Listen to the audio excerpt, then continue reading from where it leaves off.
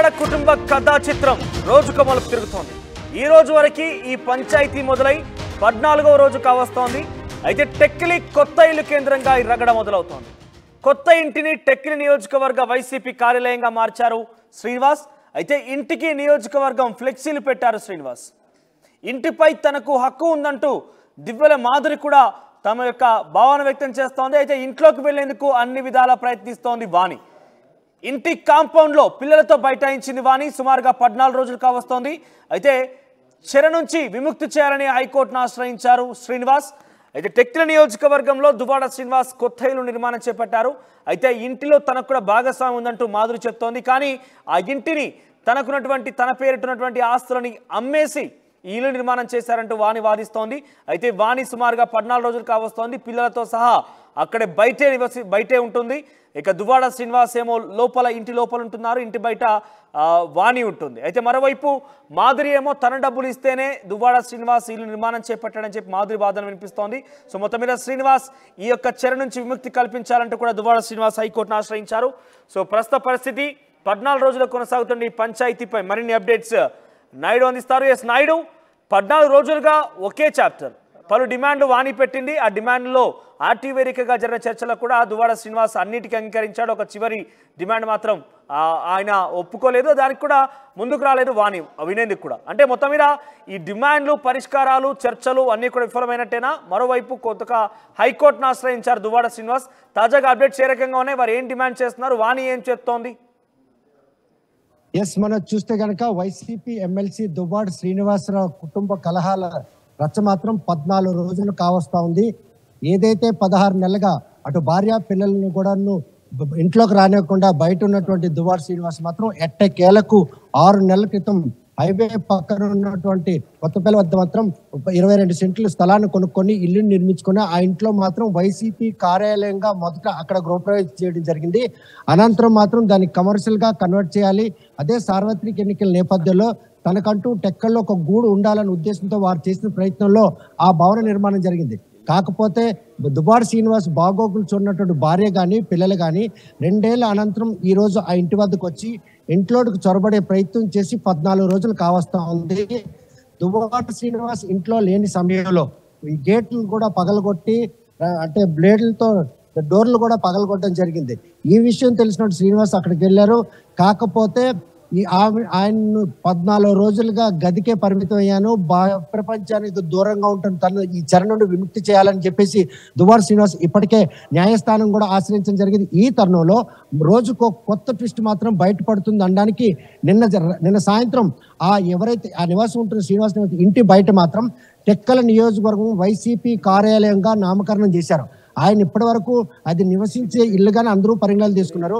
ఎందుకంటే ఆ కొత్త ఇల్లు మాత్రం నిర్మాణం విషయంలో దువ్వాడ వాణి సంపాదనతోనే ఆ ఇల్లు నిర్మాణం జరిగిందేమో ఆమె ఒకవైపు ఆ ఇంటికి తన హక్కు ఉందని వాదిస్తుంటే, ఈ ఇల్లు నిర్మాణం స్థలం కొనుగోలు దగ్గర నుండి ఆ భవన నిర్మాణం వరకు కూడాను తను 2 కోట్ల రూపాయలు శ్రీనికి సహాయం చేశాను, ఆ డబ్బులు నేను అడిగే పరిస్థితి లేకపోయినా కూడాను ఆ ఇంట్లో వాణి చొరబడ్డానికి చేస్తున్న ప్రయత్నంలో ఆధారాలతో పాటు తాను ఇచ్చినటువంటి చిక్కులు కూడా ఈ రోజు మాధురి మాత్రం బయట పెట్టడం జరిగింది.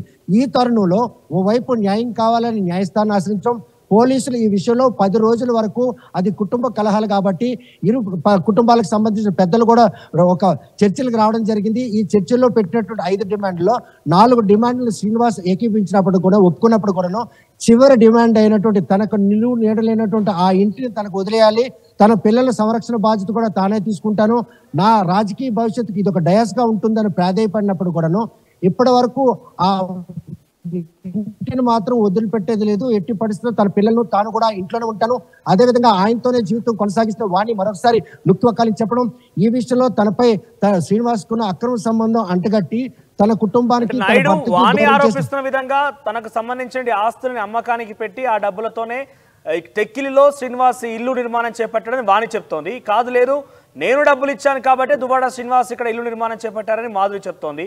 ఈ ఇద్దరి మధ్యలో వాస్తవం ఏంది అనుకుంటున్నారు?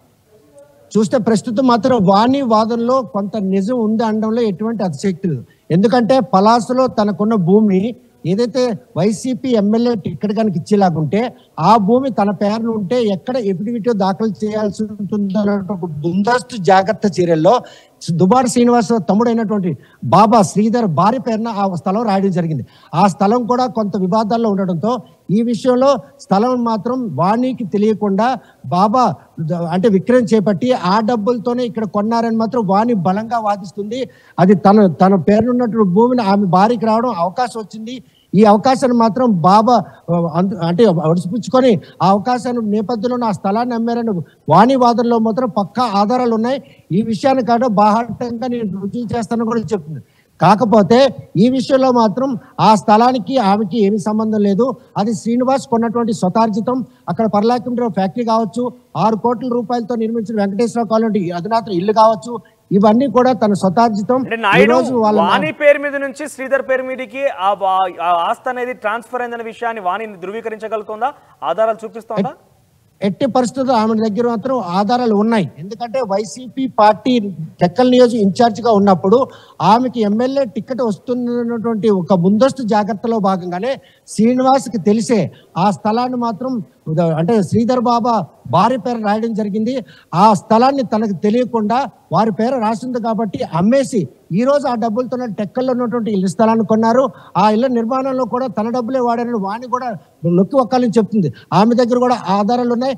కాకపోతే ఏవైతే తన డిమాండ్లు ఉన్నాయన్నారో ఆ డిమాండ్ల విషయంలో తనకి ఎటువంటి ప్రమేయం లేదు. కుటుంబ సభ్యులు మాత్రమే ఆ డిమాండ్లు తెరపై తెచ్చారు.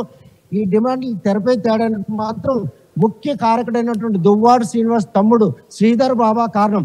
ఆ డిమాండ్లకి నాకు ఎటువంటి సంబంధం. నేను ఈ రోజు కూడాను దువ్వాడ శ్రీతో కలిసి ఉంటాను. తన పెద్ద కూతురు వివాహం జరిగింది, ఆమె భవిష్యత్తు కావాలి. రెండో కూతురికి వివాహం జరగాల్సి ఉంది.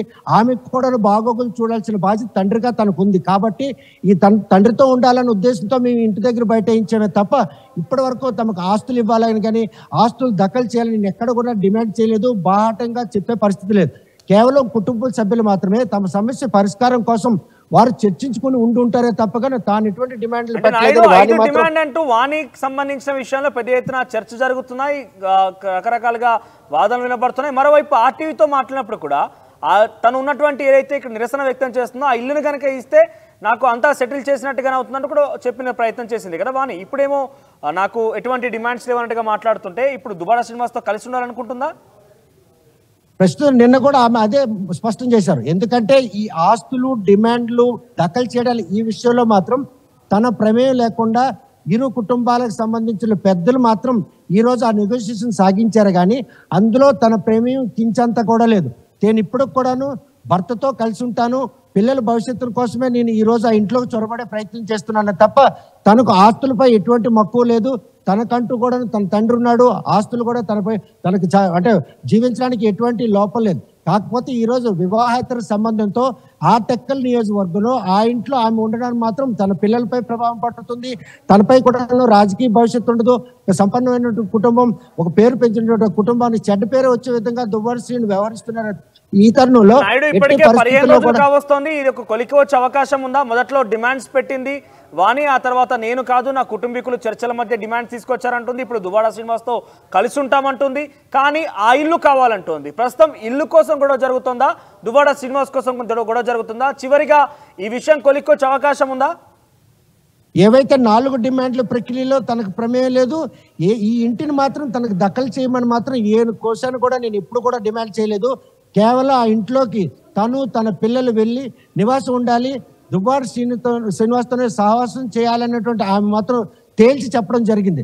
కాకపోతే ఈ విషయంలో మాత్రం ఇంతలా ఇంటి పరువును రచ్చకెక్కించినటువంటి ఆమెతో నేను ఎలా కలిసి ఉంటాను, తనకు విడాకులు కావాలి, తన 14 రోజుల్లో గదికే పరిమితమైనటువంటి ఒక ఎమ్మెల్సీ ఉండి నాకు ఇటువంటి దుర్గతి పట్టినందుకు ఎట్టి పరిస్థితుల్లో కూడా తనకు వచ్చినట్టు ఈ సమస్యను పరిష్కరించడం తొలినాళ్ళలో పోలీసులకు ఫిర్యాదు చేసిన పోలీసులు మాత్రం నిమ్మక నీరెత్తి వ్యవహరించారు. 10 రోజుల వరకు పట్టించుకున్న పోలీసులు ఇచ్చినటువంటి ఫిర్యాదులు కూడా పరిణామాలు తీసుకుని నోటీసులు అయితే జారీ చేశారు.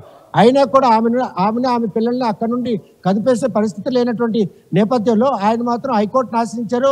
హైకోర్టులో కూడా 10 అంశాలు పొందుపరిచారు. ఇటువంటి తరుణంలో నిన్న ఆ కొత్తింటి వద్ద మాత్రం టెక్కలి వైసీపీ పార్టీ కార్యాలయం పేరు పెట్టడం విషయంలో మాత్రం ఒక కొత్త వ్యూహం తెరపైకి వస్తుందని మాత్రం స్పష్టమవుతుంది.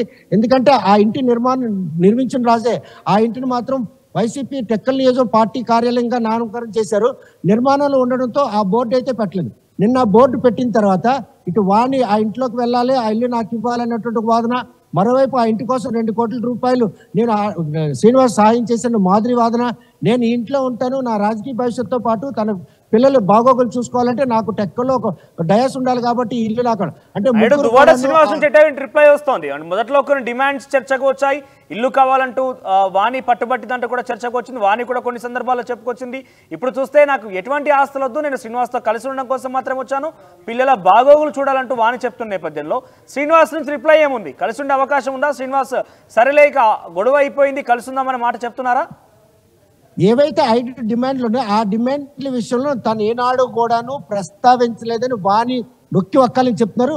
ఈ విషయంలో కేవలం ఏదైతే శ్రీనివాస్ తమ్ముడు బాబాతో పాటు తన కుటుంబ సభ్యులైనటువంటి తన పెదనాన్న కొడుకులు 2 డాక్టర్లు లాయర్తో పాటు తన చెల్లి కూడా నెగోషియేట్ చేశారు.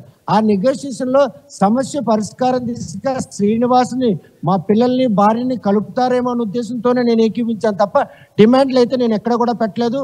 నేను తక్షణం మాత్రం ఆ కొత్త ఇంట్లో ఉన్నటువంటి శ్రీనివాస్ని కలవాలి, తన పిల్లలు భవిష్యత్తు ఎత్తుక్కోవాలి, తను కూడా ఇక్కడ పరువుగా బతకాలనే ఉద్దేశంతోనే నేను ఇన్ని రోజులుగా ఆందోళన చేస్తున్నాను తప్ప తనకు ఆస్తులపై ఎటువంటి మక్కువ లేదని చెప్తారు.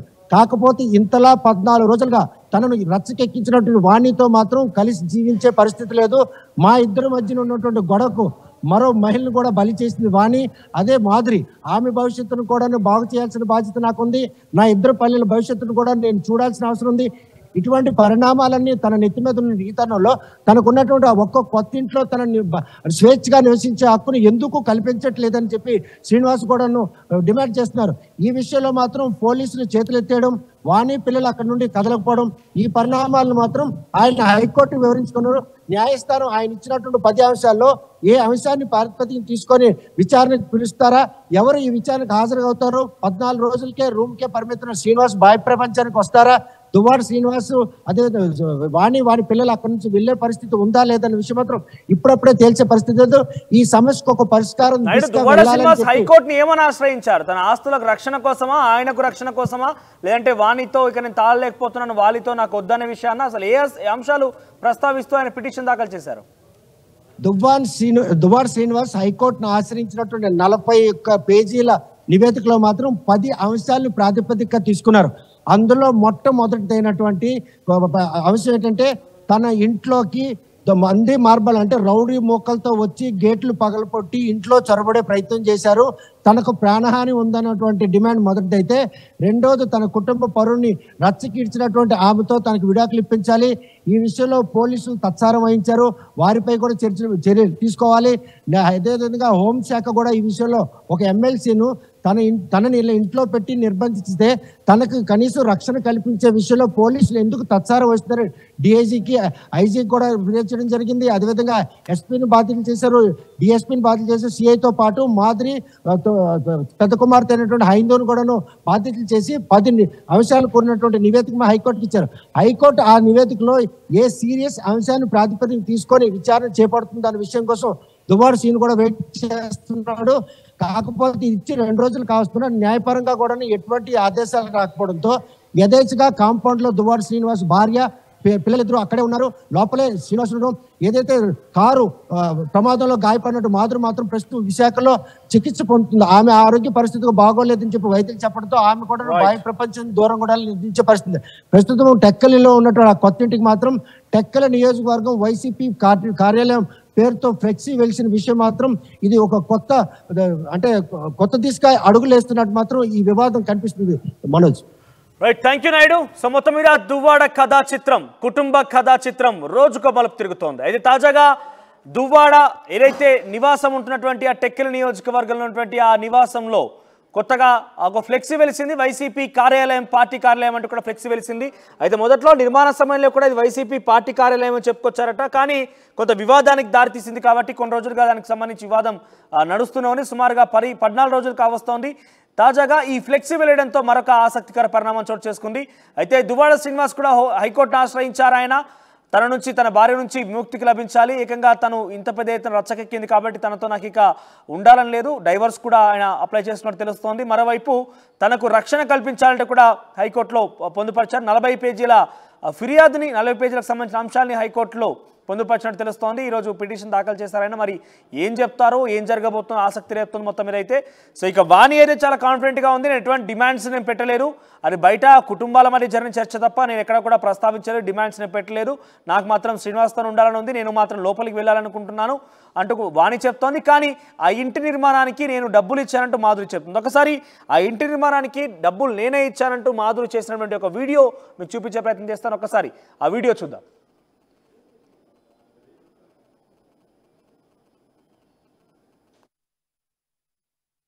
హాయ్ అండి, అందరికీ నమస్కారం. నేను మాధురి. యాక్చువల్గా డాక్టర్స్ కొంచెం హెడాక్గా ఉంది అని చెప్పి కొంచెం రెస్ట్ తీసుకోమన్నారు.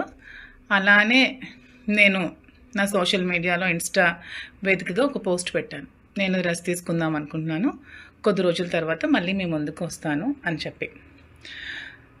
ఇలా రెస్ట్ తీసుకుందాం అనుకున్నప్పుడు నేను న్యూస్ ఛానల్స్లో నిన్నే చూశానండి, దువ్వాడ వాణి అనే ఆవిడ మళ్ళీ నా మీద కామెంట్స్ చేసింది. ఆ కామెంట్స్ చేసినందుకే నేను మళ్ళీ మీ ముందుకు రావాల్సి వచ్చింది. అవి ఏ విధమైన కామెంట్స్ అంటే, నా వల్ల శ్రీనివాస్ గారికి థ్రెట్ ఉందని, నా వల్ల దువ్వాడ వాణికి థ్రెట్ ఉందని ఆవిడ కామెంట్స్ చేసింది. సో నా వల్ల థ్రెట్ ఉందనుకుంటే దువ్వాడ శ్రీనివాస్ గారికి 2 years నుంచి ఎవరు చూస్తున్నారండి? 2 years నుంచి అతను ఆలనా పాలనా అంతా ఎవరు చూసుకుంటున్నారు? ఏమే వచ్చి చూసుకుంది? నేనే కదా చూసుకున్నది. మరి 2 years ముందు నుంచి లేని థ్రెట్ ఇప్పుడు ఎందుకండి వస్తుంది సడన్గా? మరి ఈవిడే కదా మీ మీడియా అందరినీ పిలిచి మాధురి శ్రీనివాస్ గారితో ఇదే ఇంట్లో 2 years నుంచి ఉందని చెప్పే కదా ఫస్ట్ ఎలిగేషన్ స్టార్ట్ చేసింది. మీ మీడియా సాక్షిగా తన అందరికీ పిలిచి దివల్ మాధురి అనే అమ్మాయి శ్రీనివాస్ గారితో ఈ ఇంట్లో 2 years నుంచి ఉంటుంది అని చెప్పి కామెంట్స్ చేస్తూ ఆమె ఇక్కడికి వచ్చి ధర్నా స్టార్ట్ చేసింది. అది ఏ విధంగా చేసిందో మీరే చూశారు. టచ్ పాస్ చేసి, డోర్స్ విరగొట్టి, గోడలు విరగొట్టి, ఒక 10 మందిని తీసుకొచ్చి శ్రీను గారి మీద అటాక్ చేయడానికి చూసింది. ఈవెన్ చంపడానికి కూడా ట్రై చేసింది ఆ 10 మందితో కలిసి. శ్రీనివాస్ గారు కంప్లైంట్ కూడా ఫైల్ చేయడం జరిగింది. సో థ్రెట్ ఎవరు చేశారో మీరు అందరూ తెలుసుకోవాలని కోరుకుంటున్నాను. ఆవిడ థ్రెట్ చేసిందా? నేను థ్రెట్ చేశానా? ఆవిడ వల్ల థ్రెట్ ఉందా శ్రీనివాస్ గారికి? నా వల్ల థ్రెట్ ఉందా? సో ఇదే విధంగా ఇంకొక విషయం, ఆవిడ ఈ ఇల్లే కావాలి, ఇక్కడి నుంచి నేను కదలను, ఆమె ఇక్కడే వచ్చి ఉంటోంది, ఆమె ఇక్కడ ఉంటే నేను ఒప్పుకోను అనే కామెంట్స్ కూడా మళ్ళీ చేస్తుంది. సో ఆ కామెంట్స్ చేసింది కాబట్టి నేను రెస్పాండ్ అవ్వాల్సి వస్తుంది. ఆమె ఇక్కడే వచ్చి ఉంటుంది అనే దానికి ఉంటే మేము ఉంటామండి. ఎందుకంటే శ్రీనివాస్ గారికి పార్థిసం ఆచార్ అనే వ్యక్తికి స్థలం తీసుకున్నప్పుడు అతనికి ఒక 60 lakhs ఎలా పెండింగ్ ఉన్నారో, ఈ హౌస్ కన్స్ట్రక్షన్ సమయంలో నేను కూడా ఒక 2 crores ఇవ్వడం జరిగింది. వాళ్ళ బ్రదర్ కూడా ఇచ్చారంట, అది నాకు సరిగ్గా తెలీదు. వాళ్ళ బ్రదర్ కూడా అమౌంట్ ఎంతో హెల్ప్ చేశారని చెప్పడం జరిగింది శ్రీనివాస్ గారు. సో నేనెప్పుడు డబ్బులు తిరిగి ఆశించి అతనికైతే నేను ఎప్పుడు ఇవ్వలేదు. కానీ ఇదే ఇల్లు ఆమె కావాలి, ఇక్కడే నేను కూర్చుంటాను, ఇక్కడి నుంచి నేను కదలను అనుకున్నప్పుడు నాకు కూడా హౌస్ మీద రైట్ ఉంది. కాబట్టి నాకు ఇవ్వాల్సిన 2 crores అమౌంట్ నాకు ఆమె ఇచ్చేసి ఆ ఇంటిని తీసుకుంటాదా, లేకపోతే ఆ ఇల్లు ఖాళీ చేసి ఆమెకి ఒక 6 కోట్లు పెట్టి ఇంద్రభవనం లాంటి ఇల్లు శ్రీను గారు కట్టి ఇచ్చి ఆ ఇంట్లో ఆమెకి సకల భోగాలు కల్పించి అతను నడు రోడ్డు మీద ఉన్నారు కాబట్టి, సో ఆ ఇంటికి ఆమె వెళ్ళిపోయి ఇతన్ని కూడా ఆ ఇంటికి తీసుకెళ్ళి అక్కడ లీగల్గా ఏమైనా ప్రొసీడింగ్స్ చేసుకుంటారా, ఇంకా ఏ విధంగా పడతారో వాళ్ళ ఇష్టం. అంతేగాని ఇదే ఇల్లు కావాలి, ఈ ఇంటికి నేను వెళ్ళాలి అనుకుంటే నేను కూడా మీ మీడియా అందరినీ పిలిచి మీ మీడియా సాక్షిగా నేను కూడా ఇంటికి రావడం జరుగుతోంది. యాక్చువల్గా నేను ఎప్పుడు కూడా నేను మీ ముందు ఇంతవరకు బయటపడలేదు నేను శ్రీను గారు నాకు డబ్బులు ఇచ్చాను, అగ్రిమెంట్ చేసుకున్నానని. కానీ శ్రీను గారు యాక్చువల్గా ఎప్పుడు ఎవరు అమౌంట్ ఉంచుకునే వ్యక్తి కాదు. అందుకని అతను ఎప్పుడైనా నాకు ఉన్నప్పుడు నీకు ఇచ్చేస్తానని చెప్పి నాకు చెక్స్ ఇవ్వడం జరిగింది. ఇదిగోండి ఈ చెక్స్, ఇవి 50 lakhs ఒకటి, ఇది కూడా 50 lakhs, ఇది 450.